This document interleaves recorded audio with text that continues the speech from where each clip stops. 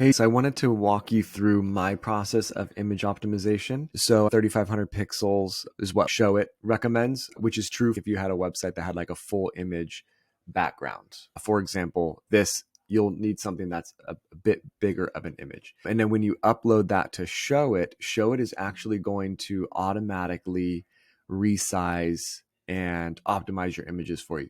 So the cool thing is if you keep your images under 3,500 pixels, they're always going to look great and load really quickly on Showit. Now, there are some times when I get like picky and I'm like, I want my image to be even more optimized. I want that extra, 0.1 second load time. So I'll show you how I do that. And this is also really important for blogging. So if you do a lot of blogging, you'll want to manually optimize the images before you upload them, just because most WordPress plugins that optimize images don't do the greatest job. You could do a better job using software like Image Optim. So I have a tool here called Image Optim. You can see the spelling there. It's a free tool. You can download it onto your computer.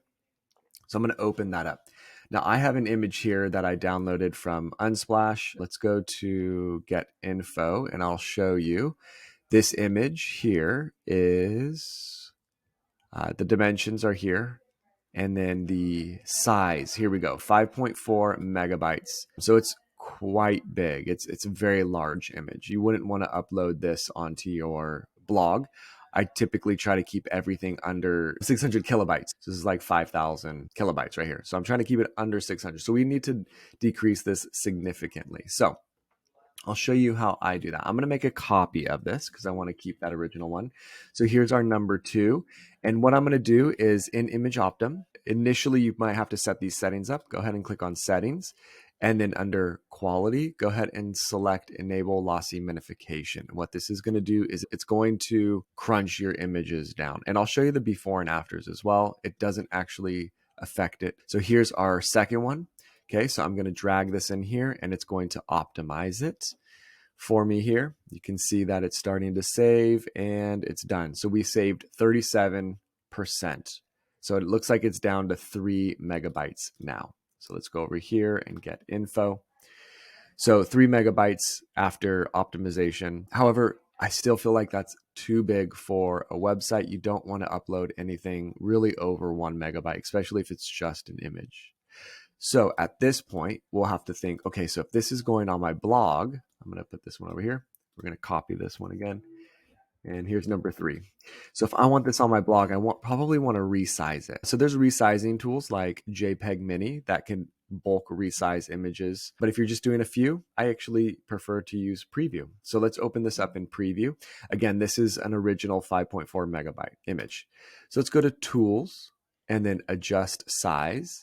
And then for blogs, I recommend not going over 1600 pixels on the width, just because typically, unless your blog, your blog is like full screen blog and really wide, then you'll use that 3200. But typically on a blog, 1600 pixels on the width is good.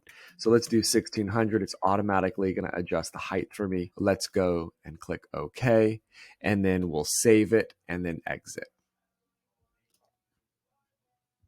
Okay, so now we have this image. Let's go to Get Info. We're just going to double check the size. We can see the dimensions now are 1600. And check this out. Just by resizing it, we're under a megabyte. So we're at 721 kilobytes. Now, if I drag this over here, we're going to see I saved 48%. And now, if I open Get Info this, we're at 369 kilobytes. So we are definitely under that 600 kilobyte marker. And now our image is ready to be uploaded to WordPress or to Showit. I often optimize images before I upload to Showit as well, just so I'm in control of what that optimization looks like. Now I'm going to open this image. This is the 5.4 megabyte. This is the full resolution one. Here's the number 3. So this is going to be the one that's 360 kilobytes. So very, very different file size. However, look at the quality. On a screen, you could, I'm looking really, really hard. It's very hard to see any difference at all. So that is the cool thing about properly optimizing your images, is you can get the same exact look, but this is just so much smaller. It's going to load so much faster on your website. And that is what Google's looking for, is that you take care of the user so that your website loads quickly for them.